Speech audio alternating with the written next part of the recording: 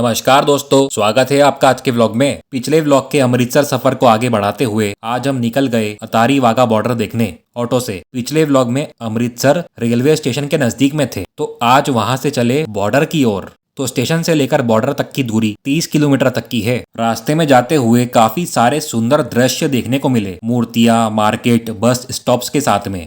और रोड के बीच में एक गेट भी दिखता है जिसे गेटवे ऑफ अमृतसर कहा जाता है, जो कि एक मेमोरियल है जो कि शहीदों की याद में बनाया गया है, जिसमें एक स्टैचू भी दिखता है सरदार श्याम सिंह अटारीवाला का, जो कि महाराजा रंजीत सिंह के सेनापति थे।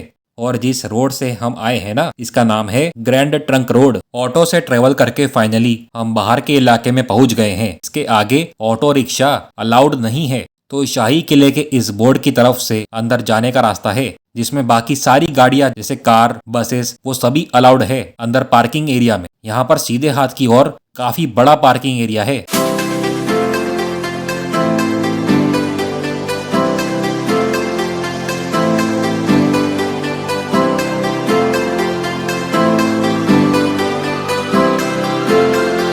तो इस लंबे चौड़े पार्किंग एरिया के पास में से ही है चलने का रास्ता। देखो, इसके बाद से तो पैदल चलकर ही अंदर जाना पड़ता है। आगे बढ़ते हुए एक खूबसूरत सी छोटी सी इमारत दिखती है, जिसका नाम है शाही किला, जो कि रेस्टोरेंट है।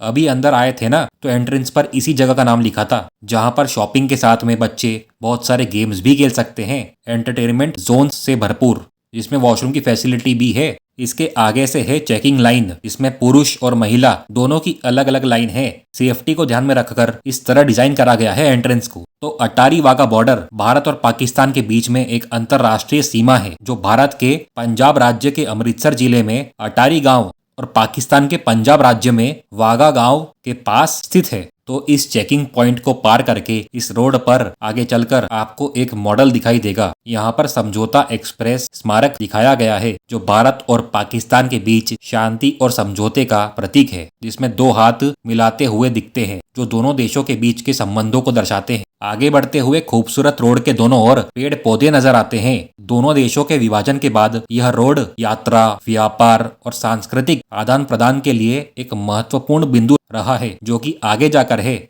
आगे इस रोड के एक तरफ आपको प्राचीन काल में बनी आकृति, जो हमारी संस्कृति को दर्शाती है, दिखती है। और आपको कई ऐतिहासिक चीजें भी दिख जाएगी यहाँ पर, जिसमें आगे एक मंदिर बना भी दिखता है।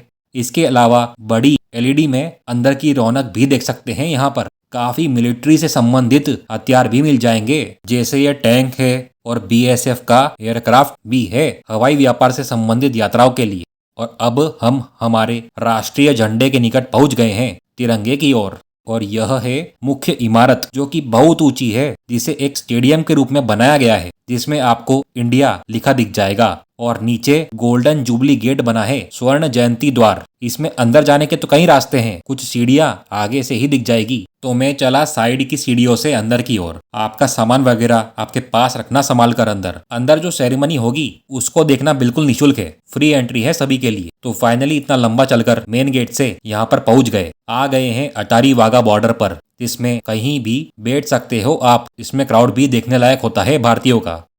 यहाँ से आपको हमारा राष्ट्रीय झंडा तिरंगा साफ दिख जाएगा। स्टेडियम की बात करें तो सबसे ऊपर भारत इंडिया लिखा हुआ है और गांधी जी की तस्वीर है बीच में, और ऊपर तिरंगा और BSF का झंडा लहरा रहा है। नीचे लिखा है India first line of defence, जो कि BSF सीमा सुरक्षा बल को दर्जा दिया गया है। स्टेडियम U शेप का है, जिसमें ऊपर नीचे सभी जगह बैठा जा सकता है। इसमें लगभग 25,000 लोग बैठ सकते हैं। आंकड़ा कभी कभार 40,000 तक भी पहुंच जाता है। यहाँ पर एंट्री 2 बजे से चालू हो जाती है और सेरेमनी सूरज डूबने तक चलती है, जो कि 45 मिनट की होती है। 1959 में बीटिंग रिट्रीट सेरेमनी शुरू हुई थी, जो कि दोनों देशों द्वारा एग्री की गई थी। सेरेमनी देखने के लिए बेस्ट सीट सबसे आगे वाली होती है, जो पहले आता है उसे मिल जाती है। और पास में है VIP सीट का एरिया, जो कि तिरंगे के कलर में दिख रही है, जो कि फॉरेन टूरिस्ट और ऑफिशियल्स, डिग्निटरीज और मिलिट्री की फैमिली के लिए है। वहां पर लोकल्स नहीं जा सकते हैं। तो यह सेरेमनी इंडिया के BSF जवान और पाकिस्तान रेंजर्स के बीच में होती है, जिसमें सबसे पहले देशभक्ति प्रदर्शन होता है, जिसमें देशभक्ति से जुड़े गीत सुनने और प्रस्तुति देखने को मिलती है। दूसरा सैन्य मार्च होता है, जिसमें सैनिक नारे लगाते, पैर पटकते और जुलूस निकालते दिखते हैं। और तीसरा झंडा उतारना, जिसमें दोनों देशों के राष्ट्रीय झंडों को ससम्मान उतारा जाता है सनसेट पर।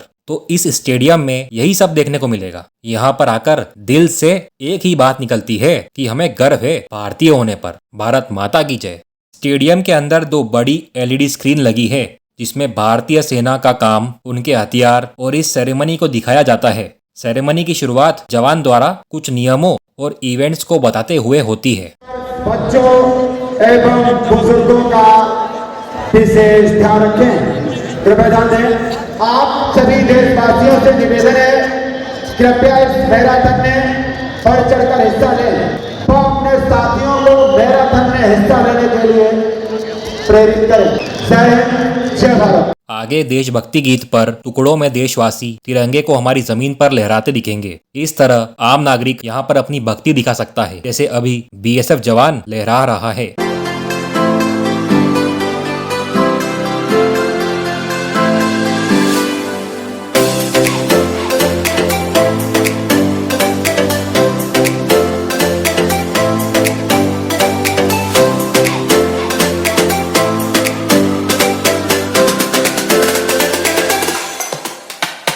सोल्जर समस्त देशवासियों को नारे लगवाकर इस सेरेमनी में जागरूक तरीके से सबको जोड़कर रखता है।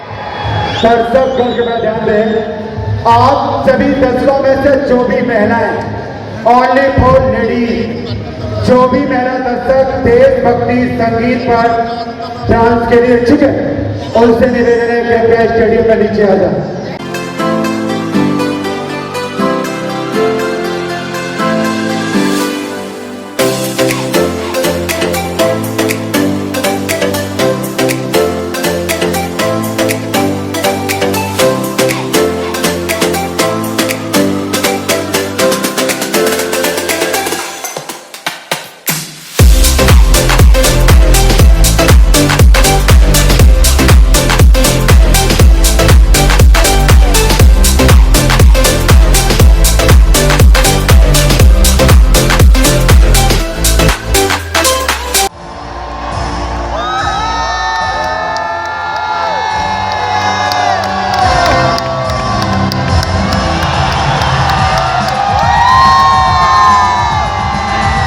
सोल्जर सबका मनोरंजन करके और सभी को देशभक्ति से जोड़कर दिखा देता है पाकिस्तान को कि हम सब हिंदुस्तानी किस मिट्टी के बने हैं और देश हित के लिए हम कुछ भी कर सकते हैं। यह सेरेमनी दोनों देशों के बीच भाईचारे के साथ विरोध का भी प्रतीक है। 2011 से BSF से महिला जवान भी इस समारोह का हिस्सा बन चुकी है, जिनकी आप परेड देख रहे हैं।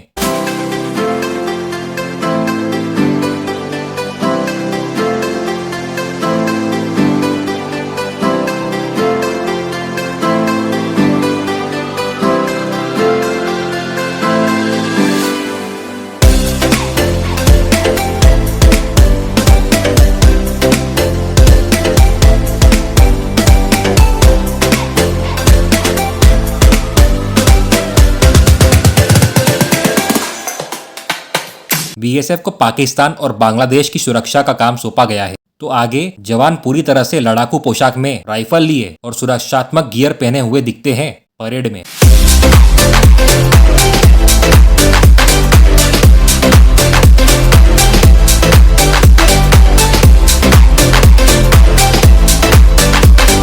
समारोह में आगे एक भाग के रूप में BSF के जवान प्रशिक्षित कुत्तों के साथ मार्च करते हुए दिखते हैं। पूरी सेरेमनी को यह जवान अच्छे तरह से संभालता है और देशवासियों में उत्साह भरने का काम करता है। आगे आपको कई ऑफिसर्स इस समारोह में तेज कदमों के साथ और पैरों को ऊपर उठाते दिखेंगे, जो कि इस सेरेमनी की विशेषता है।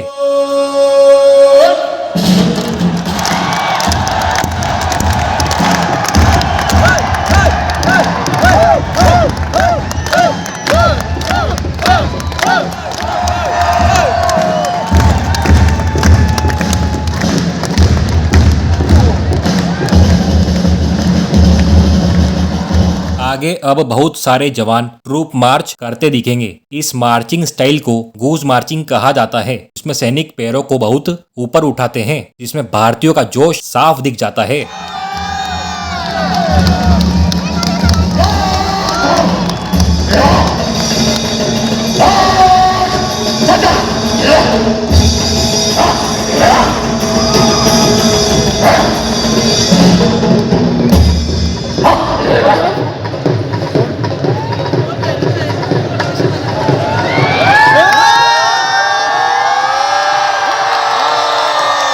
समय में अपने अपने राष्ट्रीय ध्वज को ससम्मान उतारते हैं। और आज की शानदार परेड के परेड कमांडर है श्री गौरव शर्मा। भारत माता की जय।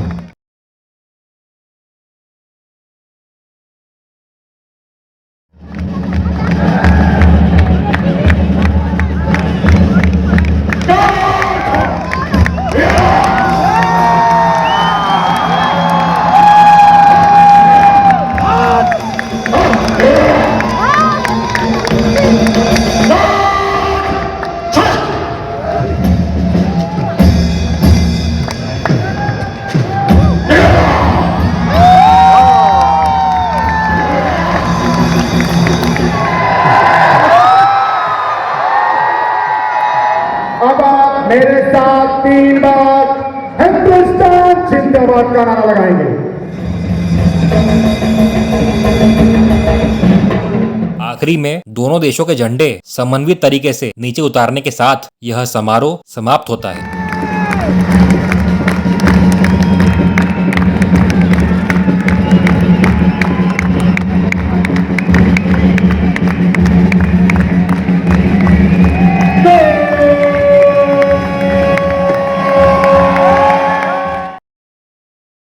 इस तरह सीमा समारोह कई अन्य स्थानों पर भी आयोजित किए जाते हैं। शाम होते ही समारोह खत्म हो जाता है और लोग भी धीरे धीरे स्टेडियम खाली कर एग्जिट से बाहर निकल आते हैं।